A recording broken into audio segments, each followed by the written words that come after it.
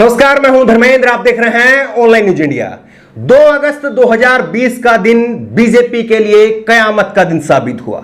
2 अगस्त 2020 को सुबह सुबह उत्तर प्रदेश से खबर आई कि उत्तर प्रदेश की कैबिनेट मंत्री कमला रानी, जो कि कोरोना से पॉजिटिव थी, उनकी मृत्यु हो गई। उसके बाद में शाम को एक बड़ी खबर आई 4:43 पर खुद गृह मंत्री अमित शाह ने ट्वीट करके यह जानकारी दी कि उनकी रिपोर्ट कोरोना की पॉजिटिव आई है और वो मेदांता हॉस्पिटल में भर्ती हो गए हैं। उसके बाद में खबर आई उत्तर प्रदेश के बीजेपी के अध्यक्ष स्वतंत्र देव सिंह, वो भी कोरोना पॉजिटिव हो गए हैं।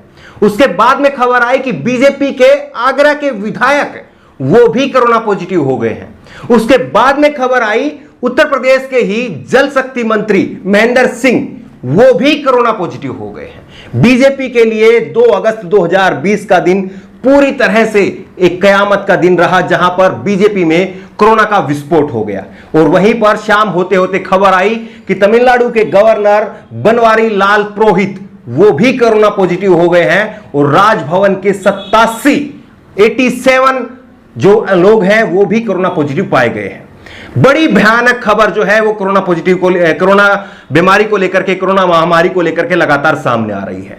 और खुद गृह मंत्री अमित शाह का कोरोना पॉजिटिव हो जाना एक बहुत बड़ा संकेत है कि कोरोना जो है वो किस लेवल पर पहुंच चुका है और किस लेवल पर पहुंच करके कोरोना जो है वो मार कर रहा है, कोरोना फैल रहा है। ये पूरी तरह से साफ साफ नजर आ रहा है। लेकिन सबसे बड़ी खबर इन सारी खबरों के बीच में खबर यह है कि 29 जुलाई को बुधवार को, यानी कि 2 अगस्त से 3 दिन पहले 29 जुलाई बुधवार को प्रधानमंत्री नरेंद्र मोदी के साथ में कैबिनेट के मीटिंग में अमित शाह वहां पर प्रधानमंत्री नरेंद्र मोदी के साथ मौजूद थे। और एक बगल में अमित शाह जी बैठे हैं। आप ये तस्वीर देखिए कि एक बगल में अमित शाह जी बैठे हैं नरेंद्र मोदी के, और एक बगल में राजनाथ सिंह बैठे हैं, और बीच में प्रधानमंत्री नरेंद्र मोदी बैठे हैं। ये 29 जुलाई की जो है ये तस्वीर है। और 2 अगस्त को शाम को खबर आती है, खुद गृह मंत्री अमित शाह जो है वो ट्वीट करते हैं कि वो खुद कोरोना पॉजिटिव हो गए हैं। तो ऐसे में सबसे बड़ा सवाल अब प्रधानमंत्री नरेंद्र मोदी से पूछा जाएगा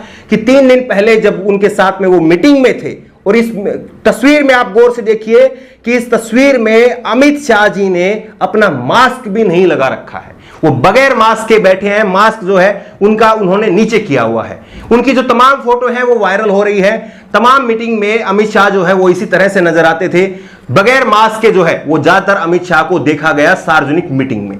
लेकिन अब अमित शाह जो है वो खुद कोरोना पॉजिटिव हो गए हैं और गुरुग्राम के मेदांता हॉस्पिटल में वो एडमिट है। सबसे बड़ा सवाल यह है कि वो दिल्ली में थे, तो दिल्ली में एम्स हॉस्पिटल को, सरकारी हॉस्पिटल को छोड़ करके वो मेदांता के प्राइवेट हॉस्पिटल में, जो कि एक अच्छा खासा महंगा हॉस्पिटल है जिसमें आम व्यक्ति की पहुंच नहीं होती है, वहां पर अमित शाह को भर्ती कराया गया है। तो सरकारी हॉस्पिटल की हालत क्या है, सरकारी व्यवस्थाओं की हालत क्या है, ये खुद अमित शाह ने उनकी पोल खोल दी है। लेकिन सवाल यह भी है कि क्या प्रधानमंत्री नरेंद्र मोदी जी अपने आप को क्वारंटीन करेंगे, क्योंकि 3 दिन पहले वो अमित शाह जी के साथ में थे, तो क्या वो अपने आप को क्वारंटीन करेंगे, एक सवाल यह है। और क्या वो 5 अगस्त को होने वाले जो भूमि पूजन का जो शिलान्यास है, क्या उसका दौरा जो है वो रद्द करेंगे। लेकिन एक ट्वीट और वायरल हो रहा है, और वो ट्वीट किसी और का नहीं, खुद भाजपा की नेता बबीता फोगाट का है। बबीता फोगाट का ये ट्वीट जो है वो वायरल हो रहा है। इन्होंने ट्वीट किया था कोरोना के शुरुआती दौर में, और इन्होंने ट्वीट करते हुए कहा था कि तुम्हारे वहां फैला होगा चमगादड़ों से, हमारे यहां तो जो जाहिल शुअर हैं उनकी वजह से कोरोना फैला है। तो ऐसे में क्या आज जिस तरह से कोरोना का विस्फोट हुआ है बीजेपी के अंदर, और जिस तरह से अमित शाह जी खुद कई मीटिंगों का हिस्सा रहे हैं, और ना जाने उनकी वजह से कितने लोगों को कोरोना फैल गया होगा, तो क्या बबीता फोगाट जो कि बीजेपी के नेता हैं, वो अमित शाह को भी जाहिल शुअर कह करके आज संबोधित करेंगी? वाकई ऐसे नेताओं को सोचना चाहिए कि वो क्या बोल रहे हैं। एक बीमारी को लेकर के, एक धर्म विशेष के ऊपर आप किस तरह की टिप्पणी कर रहे हैं, कल को यही टिप्पणी घूम करके आपके ऊपर आ सकती है। और वही टिप्पणी आज घूम करके उनके ऊपर आ गई है। लोग उनसे पूछ रहे हैं कि क्या आप अमित शाह को आज जाहिल सुअर कहेंगे जो कि कोरोना फैलाने का काम कर रहे हैं, क्योंकि अमित शाह ने भी कई सारी मीटिंगों में जो है वो हिस्सा लिया है। पिछले लगातार जो है कल तक जो है वो मीटिंगों में लगातार हिस्सा लेते रहे हैं। आज उनको लक्षण दिखाई दिए, उसके बाद में उन्होंने जो है वो अपनी टेस्ट रिपोर्ट कराई। लेकिन सवाल ये उठता है, ना आरोग्य सेतु ऐप काम आया, ना भाभी जी के पापड़ काम आए, ना प्रज्ञा सिंह ठाकुर का हनुमान चालीसा काम आया, ना जो बीजेपी के बंगाल बीजेपी के जो अध्यक्ष हैं दिलीप घोष, उनका जो गोमूत्र का जो फॉर्मूला था, गाय के गोमूत्र का जो फॉर्मूला था, ना वो काम आया। तमाम बीजेपी के जो टोटके थे, नेताओं के जो टोटके थे, वो धराशायी हो गए। यकीनी तौर पर यह एक बीमारी है और इसको हमें बीमारी के तौर पर लेना चाहिए था। लेकिन कोरोना के शुरुआती दौर में किस तरह से बीजेपी के नेताओं ने एक धर्म विशेष के साथ में इसको जोड़ करके एक धर्म विशेष के नेताओं पर, एक धर्म विशेष के लोगों पर जिस तरह की टिप्पणियां की, आज घूम करके वही टिप्पणियां, वही बयान, वही ट्वीट उनके सामने खड़े हो रहे हैं और उनसे लोग अब सवाल पूछ रहे हैं कि क्या अमित शाह जी को आप बबीता फोगाट जी जाहिल सुअर कह पाएंगी। लेकिन बीजेपी में एक ये ट्रेंड है कि आप इस तरह का बयान दीजिए, इस तरह का जो है जो निचले स्तर की जो है वो बयानबाजी करिए और आपको पद मिलेगा। और आपको जानकर के हैरानी होगी कि 2 दिन पहले ही 31 जुलाई को हरियाणा में बीजेपी की सरकार, मनोहर लाल खट्टर की सरकार ने हरियाणा में खेल उप निदेशक बनाया है बबीता फोगाट को। यह इनाम मिला है इस तरह की बयानबाजी का। इसीलिए बीजेपी में जो तमाम नेता हैं, इस तरह के जो नेता हैं, वो इस तरह की बयानबाजी करते हैं।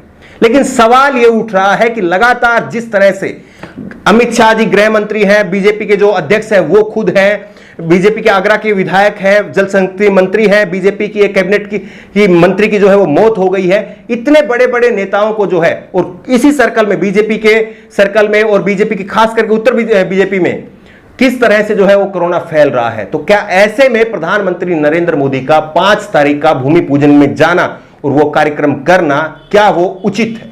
यह सबसे बड़ा सवाल है। एनडीटीवी के पत्रकार उमा शंकर ने इस पर ट्वीट करते हुए कहा है, बीमारी एक ऐसी चीज है जो पंथ, समुदाय, जात, उम्र, लिंग, पद, विचारधारा, पेशा और कार्यकाल आदि कुछ भी देखकर नहीं आती। इसलिए किसी के बीमार पड़ने पर अगर कोई खुशी मनाता है या तंज कसता है तो मान लीजिए कि वह अत्यंत घृणा से भरा हुआ है और उसका कोई इलाज नहीं होता, वक्त ही उसका इलाज करता है। बिल्कुल पूरी तरह से बीजेपी के नेताओं पर ये उमाशंकर की जो पंक्तियां हैं वो सटीक बैठती है कि किस तरह से बीजेपी के नेताओं ने छिटाकसनी की, जिस तरह से बीजेपी के नेताओं ने टीका टिप्पणी की, निचले स्तर की बयानबाजी की। आज बीजेपी के नेताओं को वो उन्हीं के बयान जो है वो आईना दिखा रहे हैं। पत्रकार अभिसार शर्मा ने भी जो है इसको रिट्वीट करते हुए कहा है कि और दुख की बात यह है कि कोरोना के संकट के दौरान भारतीय समाज ने अपना सबसे बदनुमा चेहरा दिखाया, चाहे मीडिया के जरिए समुदाय विशेष के बाइकआउट का प्रचार करना या पार्टी के नेताओं और अभिनेताओं को कोरोना होने पर खुशी जाहिर करना। बिल्कुल किसी के भी कोरोना होने पर खुशी जाहिर नहीं करनी चाहिए, क्योंकि एक बीमारी है, वो किसी को भी हो सकती है, वो आपको भी हो सकती है, मुझे भी हो सकती है, किसी को भी हो सकती है। और उस बीमारी से बचने के लिए जागरूकता, उसके रोकथाम, यही जो है उसका उपाय है। लेकिन आप अगर सोशल डिस्टेंसिंग नहीं करेंगे तो आप इस बीमारी की चपेट में आ जाएंगे, ये पूरी तरह से साफ है। अब सवाल बीजेपी के इन नेताओं से पूछा जाना चाहिए, अमित शाह जी से पूछा जाना चाहिए, बीजेपी के जो अध्यक्ष हैं उत्तर प्रदेश के स्वतंत्र देव सिंह, उनसे पूछा जाना चाहिए कि क्या वो सोशल डिस्टेंसिंग नहीं कर रहे थे, क्या अपने आप को प्रॉपर तरीके से सैनिटाइज नहीं कर रहे थे। ये तमाम सवाल उनसे पूछे जाना चाहिए। और यह भी सवाल पूछा जाना चाहिए कि इस महामारी के अंदर प्रधानमंत्री नरेंद्र मोदी जी आखिरकार ऐसी जिद क्यों पकड़े हुए हैं कि उनको 5 तारीख का जो कार्यक्रम है वो करना ही करना है। ना जाने 5 तारीख के इस कार्यक्रम के बाद में कितने लोग जो हैं वो अयोध्या से कोरोना पॉजिटिव होकर के निकलेंगे, क्योंकि अयोध्या में इसी से पहले ही 16 पुलिस कर्मियों से लेकर के मुख्य पुजारी तक कोरोना पॉजिटिव हो चुके हैं। तो ऐसे में प्रधानमंत्री जी को जिम्मेदारी दिखाते हुए इस कार्यक्रम को अब वर्चुअली जो है वो करना चाहिए, इंटरनेट के जरिए इसका शिलान्यास करना चाहिए। अगर वो लोगों की हिफाजत चाहते हैं, अगर लोगों की जान की कीमत वो समझते हैं और अगर लोगों की जान को खतरे में डालना चाहते हैं और केवल परसेप्शन की लड़ाई है और अपनी केवल वोटों की जो है वो सियासत को मजबूत करने वाली बात है, तो प्रधानमंत्री जी वहां पर निश्चित तौर पर जाएंगे। लेकिन अगर जनता की हित की बात है तो प्रधानमंत्री जी को निश्चित तौर पर ये वर्चुअली जो है ये करना चाहिए, इंटरनेट के जरिए करना चाहिए। और सबसे पहले तो प्रधानमंत्री जी जब गृह मंत्री जी के साथ में वो मौजूद थे तो उनको अपने आप को क्वारंटीन कर लेना चाहिए, क्योंकि 29 जुलाई की मीटिंग में वो थे और 2 अगस्त को अमित शाह जो है वो कोरोना पॉजिटिव हो जाते हैं, तो नियम यही कहते हैं, जो कोरोना की जो गाइडलाइंस है वो यही कहती हैं कि अगर आप किसी ऐसे व्यक्ति के संपर्क में आए हैं तो आपको निश्चित तौर पर अपने आप को क्वारंटीन कर लिया जाना चाहिए। लेकिन सवाल यही है कि क्या प्रधानमंत्री नरेंद्र मोदी जी इस दौरे को टालते हैं या नहीं? आपकी राय क्या है? क्या वाकई प्रधानमंत्री नरेंद्र मोदी जी को अब भी अयोध्या के इस दौरे पर जाना चाहिए, भूमि पूजन का जो शिलान्यास है वो करना चाहिए, या वर्चुअली जो है इंटरनेट के जरिए जो है वो इसको किया जाना चाहिए? इस खबर को लेकर के आपकी जो भी राय हो नीचे कमेंट बॉक्स में अपनी राय जरूर दें, और इसी तरह की तमाम खबरों के लिए ऑनलाइन न्यूज इंडिया को सब्सक्राइब करें। धन्यवाद। इस खबर को अभी लाइक करें, शेयर करें, और ऑनलाइन न्यूज इंडिया की सभी खबरें अपने मोबाइल फोन पर सबसे पहले देखने के लिए अभी चैनल को सब्सक्राइब करें और घंटी जरूर दबाएं।